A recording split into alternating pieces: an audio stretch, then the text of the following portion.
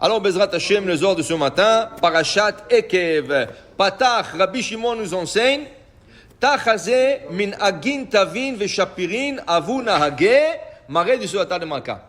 Quand tu es le fils du roi et tu es à table avec ton père, il y a un protocole à suivre. Même si tu es le fils du roi, tu es un prince, il y a des protocoles à table du roi. Ça veut dire, comment attraper le couteau et la fourchette. Le couteau à droite, la fourchette à gauche. Malgré que le Baba Saleh, il a dit ça doit être le contraire. Baba Saleh était très strict que les gens mangent avec la fourchette à droite. Et ils font rentrer le manger dans la bouche avec la fourchette à droite. Le Baba Saleh était très très strict là-dessus. Mais la coutume, ça veut dire la coutume du monde, c'est mettre la fourchette à gauche et le couteau à droite. Mais vous allez voir, quand tu t'habitues, c'est très facile. Alors, bon, mais il y a des protocoles, pour dire, il y a des protocoles. Tu bois pas comme tu veux. Quand tu manges de la soupe, il y en a quand ils mangent de la soupe, ils font beaucoup de bruit. C'est pas des réchérés. Quand tu es à table du roi et quand tu es un roi, tu manges pas la soupe comme ça, tu comprends? Tu bois pas avec une paille à table. Et tu bois pas d'une canette. Il y a des règles à suivre. Quand tu es fils du roi, il y a des règles à suivre. Et comment mettre la serviette, Dire à Bishon Bar Yochai, si pour le roi, chair et os, il y a des règles à suivre, à la chat kama vekama, à plus forte raison, quand tu t'assois à table d'Akadosh Baruch Hu, il y a des règles à suivre. Quand? Shabbat.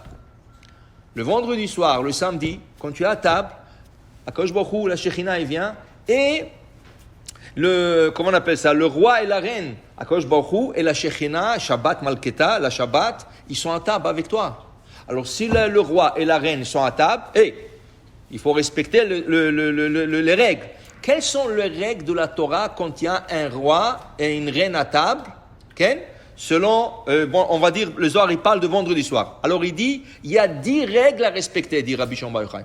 Il y a 10 règles à respecter. Quelles sont les règles? Il dit comme ça. Chad, la première règle, Netilat Yadayim. Tu ne peux pas t'asseoir à table sans faire Netilat Yadayim. Tu veux manger du pain, tu veux manger la challah, tu veux faire le moti. Il faut faire Netilat Yadayim. Règle numéro 1, Netilat Yadayim. Tinyana. Règle numéro 2, les takana, shte kikarot le Shabbat. C'est très important d'avoir 2 chalot à table.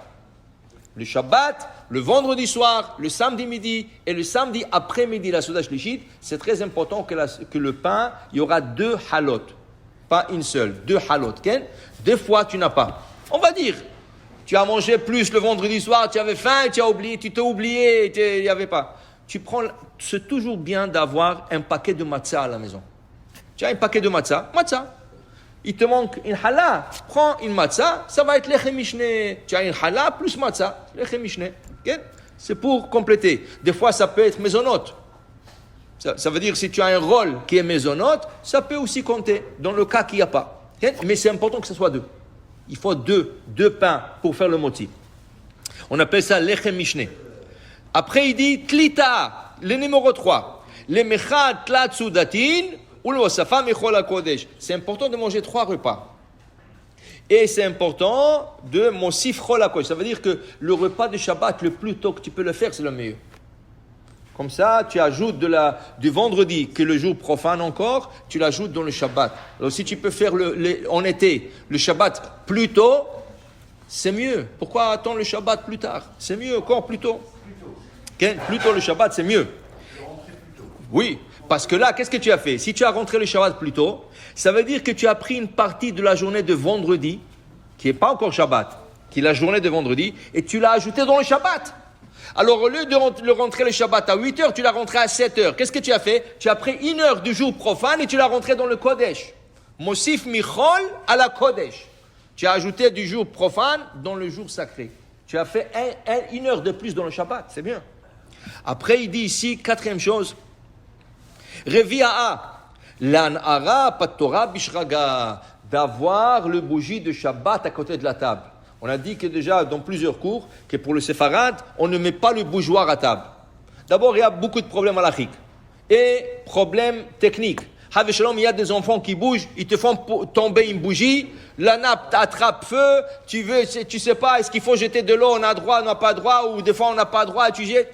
Pourquoi rentrer dans tout ça? Deux, le Harizal dit, notre table représente le Mizbeach. le chandelier de Shabbat, il représente le candelabre. Est-ce que le candelabre était sur la table? Non. Le candelabre était en face de la table. Alors la même chose, on met toujours les bougies de Shabbat en face de la table de Shabbat. Et ils éclairent sur la table de Shabbat. Comme ça, le vendredi, quand tu fais ton kiddush, tu regardes aussi les bougies. Alors il dit ici, c'est important que le candelabre soit en face de la table. Si c'est possible, si c'est pas possible, mais c'est important si on peut l'arranger de telle manière. Chamisha'a, cinquième chose, kos de vaychulu. Avoir un verre pour faire vaychulu. Et le verre, ça doit être le meilleur verre que tu peux. En argent, c'est la meilleure chose. Sinon, deuxième choix, cristal. Cristal, c'est le deuxième choix. Sinon, n'importe quoi, mais c'est bien d'avoir un verre honorable pour le Shabbat. Après, Shetita, 6. Les meve al patora, mile doraita. Toujours préparer un dvar Torah pour le Shabbat. Avec ta femme, tes enfants, des invités, toujours tu fais un dvar Torah. Okay? La paracha, quelque chose de la paracha, ça peut être une halakha, mais toujours c'est important d'avoir un dvar Torah à table. Après, shevi'a le'aracha al patora begin da'anyin yitun al patoré, d'allonger le repas de Shabbat. Peut-être un pauvre frappera sur la porte et tu vas lui donner à manger. À l'époque, il ne donnait pas la tzedaka, de l'argent. À l'époque du Talmud, il donnait le manger. Alors quand tu étais à table et le pauvre tapait sur la porte, quand il t'est trouvé à table, tu l'as invité. Quand tu lui donnes, il a un peu honte. Mais quand tu lui dis, Baruch Haba, viens, assis-toi avec nous, alors tu allonges un peu le repas de Shabbat. Il y en a qui sont pressés. Non, le Shabbat, tu allonges le plus possible sur la table de Shabbat, tu fais le plaisir de Shabbat, pourvu qu'il n'y a pas trop, qu'ils ne disent pas trop de bêtises, mais ça, c'est mitzvah d'allonger. Après, Temina'a, numéro 8. Netilat yadaim b'mayim acharonim. Tu as fini de manger. Mayim acharonim, très, très important. Comme dit le Rav Ben Ishraï, c'est la part du Satan. Le Satan, quand tu vas manger le Shabbat, même en semaine, mais surtout le Shabbat, de bon manger, de délicieux, et tout. Il dit, waouh, regarde, il a fait tout ça, et moi, il ne m'a pas invité, il est jaloux de toi. Et là, qu'est-ce qu'il veut faire, le Satan? Il veut te mélanger dans Birkat Hamazon. Il va te donner toutes sortes de mélangements dans Birkat Hamazon. Après, tu vas dire, est-ce que j'ai fait Birkat Hamazon? Je n'ai pas fait Birkat Hamazon. Et dans la bracha, tu te trompes avec la 12e, avec la 3e, et tu avales deux mots. Tout ça, c'est le Satan.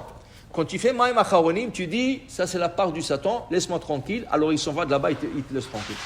Alors c'est très important de faire Maïm Acharonim.